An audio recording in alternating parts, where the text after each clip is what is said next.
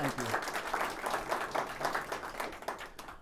I'm so glad that I heard the analogy about the dots because now I know I'm a yellow dot.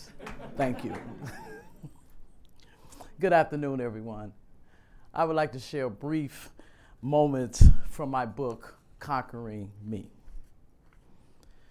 Through my writing, I clearly saw that the strongest defining element in my story in its many chapters is love. Love brought me all the way through, even when I didn't understand it. It brought me all the way through. What I had to do was to learn to love myself.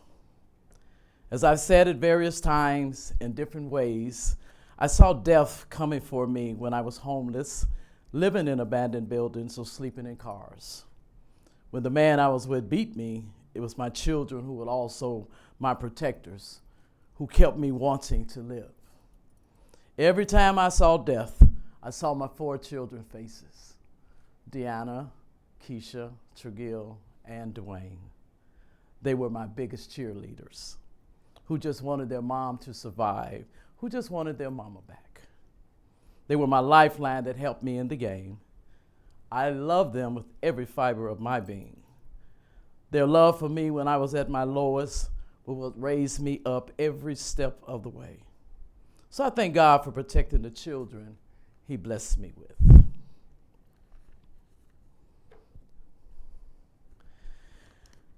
One thing I have clarity about: life will bring struggles.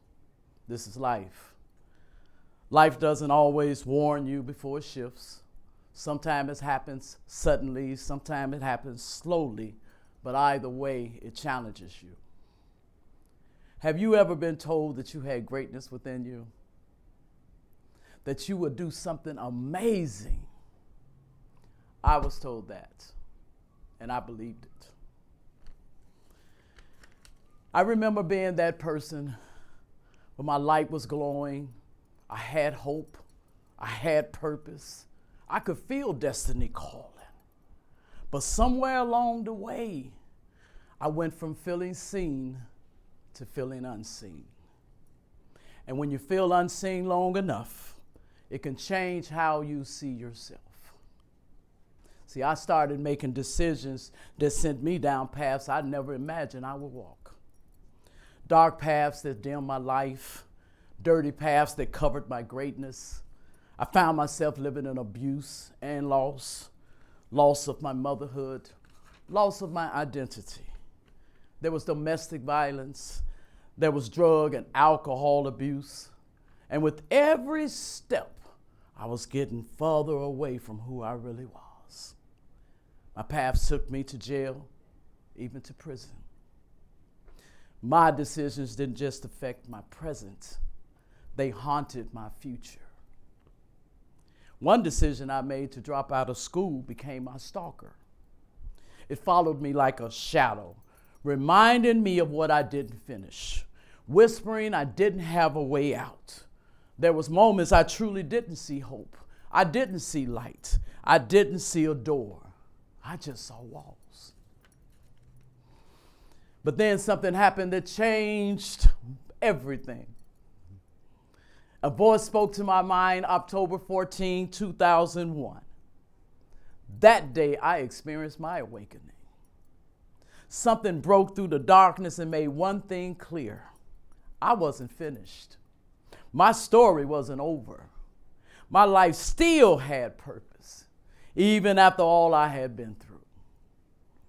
That voice had guided me onto another path, and it was clear what I had to do.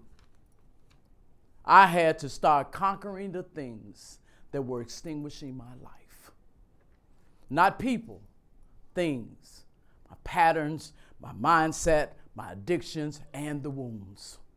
The pain that kept driving my decisions. I had to start conquering them. And step by step, my life began getting brighter.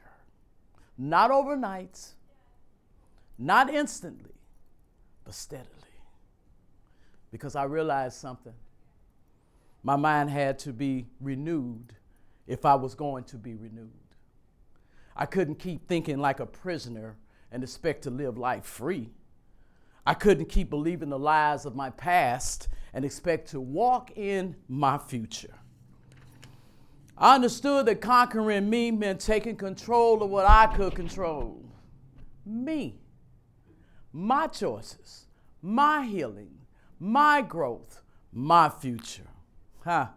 Now today, I stand as living proof that transformation is possible.